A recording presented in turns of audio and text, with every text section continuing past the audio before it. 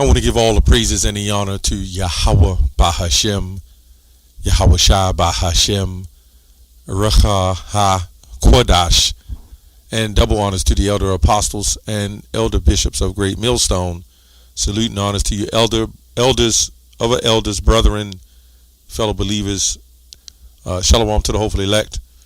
Peace to you. So I went into this video. I want to do this video because I wanted to go a little bit further into what Vocab Malone and the apologists, street apologists, how they all somehow made up this terminology that Frank S. Cherry and William Crowdy, I think that's his name, Crowdy or something like that. They are the ones responsible for bringing William S. Crowdy, right? They're the ones that's responsible for bringing black Hebrew Israelism, right?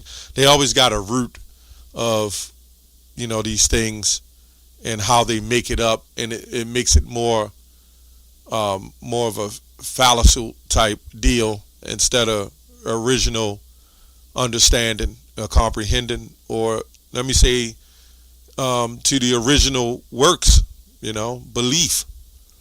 But they don't do that. They just go on Wikipedia, which Wikipedia puts anything in there as well. So you can't trust fully Wikipedia or certain internet sources, right? And let's say Frank Cherry and William S. Crowdy did have a vision, and then we woke up to the fact that we were Israelites.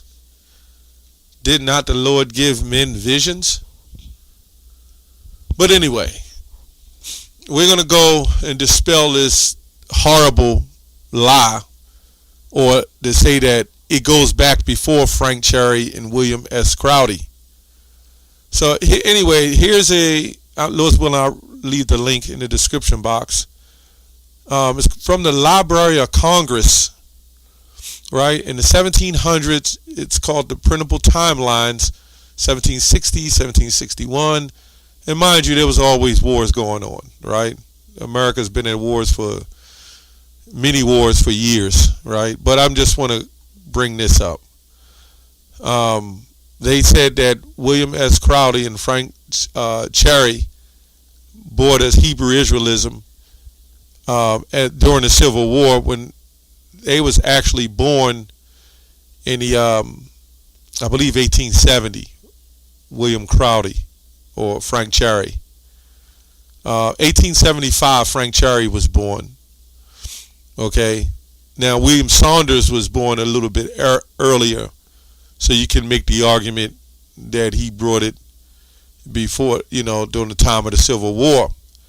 But when we go in here to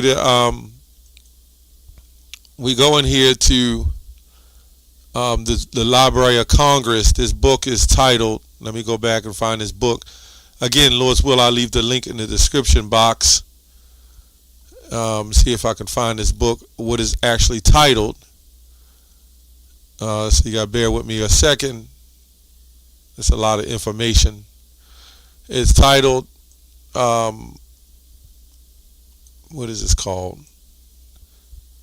It says Original History of Ancient America, founded upon the ruins of antiquity, the identity of the Aborigines with the people of Tyrus and Israel, right?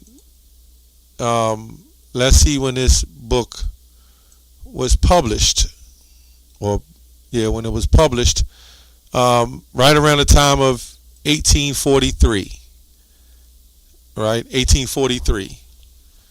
So this was long before Frank Cherry. Let me say William S. Crowdy was born in 1847. So he wasn't even born yet when this book came out, right? So let's see what it says. I'm actually going to get to the point first. Or actually, I'm going to read a little bit of this. This is called This is to give the notice of the original history of the ancient America, and it goes on to talk about the legal copyright and everything, so I'm not going to read that. Let me go on. It's like 400 and something pages in this book. So I'm just going to skim through this book a little bit, and there's no way I could read all of this book at once, obviously. So we're going to go to page 27 to start it off, if it pulls up. Okay, so we're going to go down to page 27, wherever it is. Okay, right here. It says here, and it's going to be short, Lord's will, the Lord's will. Introduction for the preface of the author's historical work upon the life of Tecumseh, who was when I looked it up, a Native American. Now, maybe other brothers went into this before, I don't know. I'm just going over it. Name to be used for South or Central America, the foundation or fundamental era of the historians of America, essential opposition in character. The rules of argument illustrate the theory, a sufficient identity of the North to prove the distinct people, the Aborigines wrongfully named Indians by Columbus, the cause of the era and its effects, which Indians, I believe, mean savages, right? In the prefatory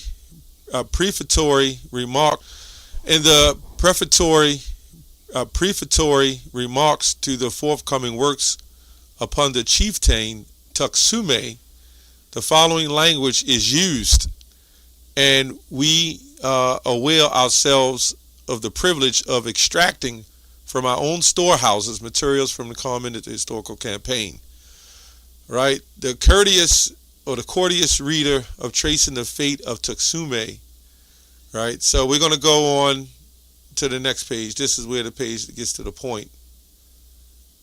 Page 28.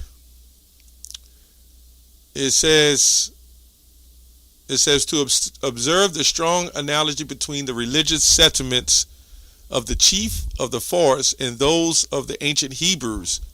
The language as uttered by Tecumseh is not written by the pen of fiction merely to uphold a theory of the brain, but gathered from the archives of a people's history to support theory and apparent truth. The present writer will not yield to any man in the firm belief that the Aborigines of North America, right, and to the ancient Israelites are identical, of North America, but not North America only. And the ancient Israelites are identical unless controverted by the stem of authority and superior historical deductions. It says, I'm going to try to get through this. We therefore have formed an original theory in reference to the natives of the North and of the South and Central America together, the newly discovered ruined cities in and around Guatemala, and by the theory have separated into two districts, distinct races of people, the Aborigines of the Western Hemisphere. This is a little bit choppy to read.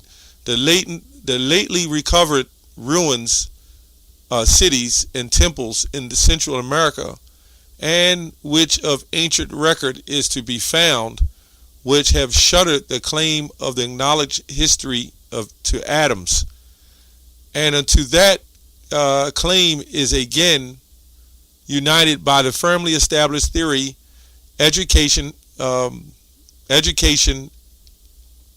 herself must pose Pause. I'm going to get to the point. Says suspicion has asserted that all the native of the continent of Columbus might probably have been originally of Hebrew extraction. The exception has been made, and no doubt, and trending, right? So there you have it. And this was in the 1840s, before William S. Crowdy was ever born. So it's well known.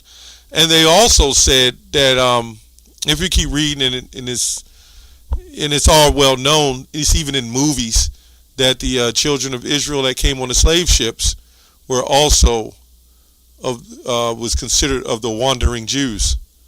So this is clear. Now you had others who were force converted in who you see today, and some of them just converted, but we were the children, originally children of Israel, and then they took on, other nations have took on, we know the people that took on the identity, and then they pushed that identity, and put themselves there.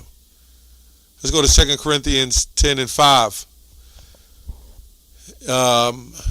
Casting down imagination. Well, for the weapons of our warfare are not carnal, but mighty through Yahawah, to the pulling down of strongholds, casting down imaginations and every high thing that exalteth itself against the knowledge of Yahawah, and bringeth into captivity every thought to the obedience of YAHAWASHI. Now, they also went into this book, because I'll be all day, I was reading a lot of it.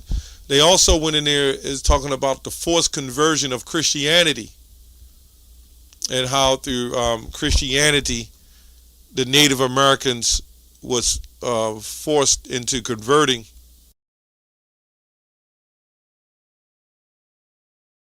Let me get another scripture, then I'll go back and just read a little bit more. Luke 8:17. For nothing is in secret. For nothing is secret that shall not be made manifest, neither anything hid that shall not be known and come abroad.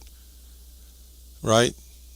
As all these things are coming abroad, we're seeing the truth, and we're breaking down all these lies and these falsehoods and these false images and everything else that's false about Edom in the society. Anyway, let's read a little more. Ancient America. The architecture, however, of the ruins of Copan and Palenque, Uxmal, and their time-honored associates has furnished a Rosetta Stone to the aid of the new translation of the hieroglyphical history of now ancient America. And if our theory is true, not only have the Israelites walked through the land where the Son bestowed this last mile, but another nation in which was retained the primitive language of the Diluvian world. It goes on, there's a whole lot on here. And this is something that they wrote. It says, my Lord and my God has given forth its missioned eloquence even in the Western Hemisphere, and there are the sainted ashes of that apostle that may yet repose. So you kind of get the point. So all through here, they're pretty much going through the fact that the Israelites, I'm just reading through a lot of this. This is interesting. They're talking about Mexican America. So what about you black only Israelites too, man? That claim that the Native Americans aren't Israelites, right? And understand that some of them look like Moab, because, hey, man, they laid with other nations. Remember, we were scattered amongst all nations. So let's make that clear. Let's go to Amos 3 and 7. Surely the Lord Yahawah will do nothing but revealeth his secret unto his servants, the prophets. right? So this William S. Crowley and Frank Cherry, let's say that did happen, is still debunked because it was already well known before the Civil War. In fact, they knew even before then, right? They had the history and the records. But when you look at here, the Library of Congress pretty much tells it, the children of Israel, about the Native Americans.